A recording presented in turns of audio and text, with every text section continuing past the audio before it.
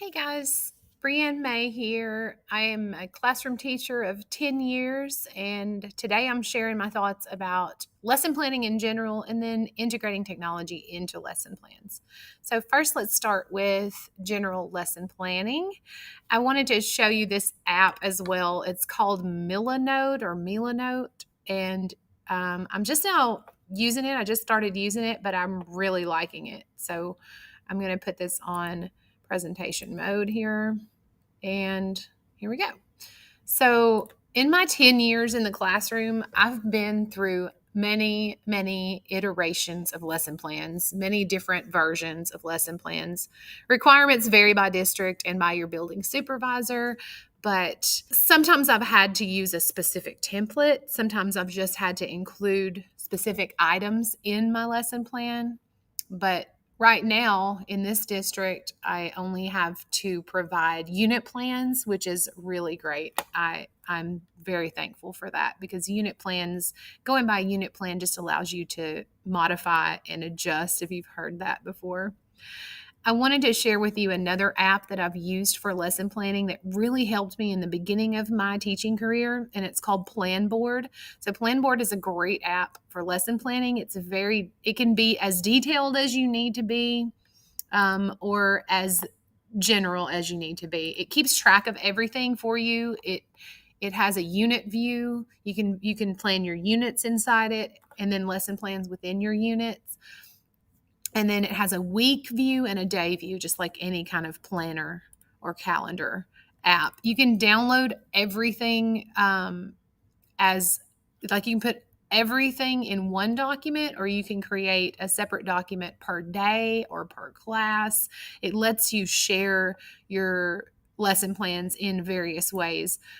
This is just one way that you could do your lesson plan, and this is a version of that. Let me open this so you can see it better. So this is like, it has a little note place, and that you can add that to your version or not. Lets you put all of your things inside your lesson plan, and the way that it includes standards makes it so super easy to put your standards in. But I just wanted to share this with y'all because it is a super easy way to lesson plan, and again, it can go as detailed or as generic as you want. That website is app.chalk.com for the Planboard app. The free version is great. Otherwise, I've used Google Classroom to plan, and it does give you and your students a great overview. You can add all of your lessons to Google Calendar, like the due dates of the lessons can be added to the class Google Calendar, but it doesn't auto create a document for you. So if your administration wants a document, then Planboard is definitely the way to go, or just using Google Docs or whatever, once you find a good lesson plan template that you like. So this is what my Google Classroom looks like on my phone. This is like the overview of it. And this is what kids see if they're in more than one class. They can pull up something like this, and it tells what's coming up, what's due, and things like that.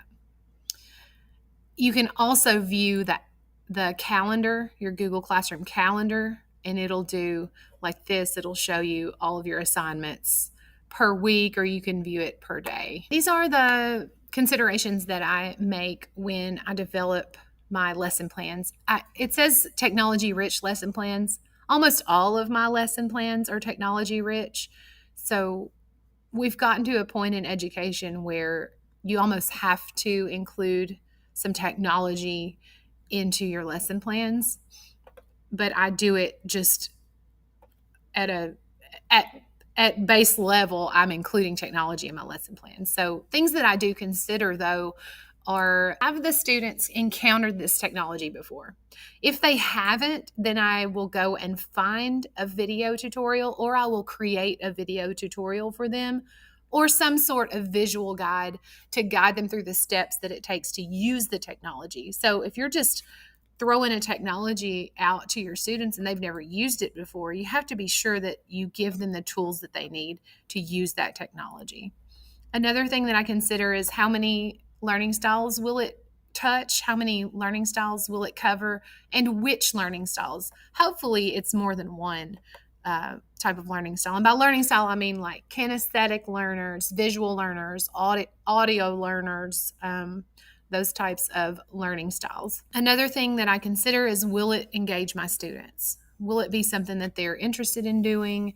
Will they enjoy doing it? Will they be locked in and engaged in the process?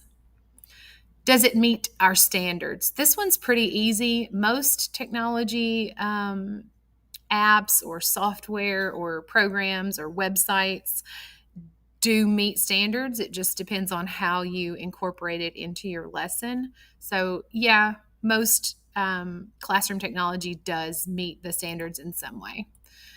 And can I modify this lesson with this technology? Can I modify this technology for those that are gifted to extend their learning, or can I modify it in a way for people who have specific learning disabilities? Is there a way to change up the lesson using this technology for those who need modifications?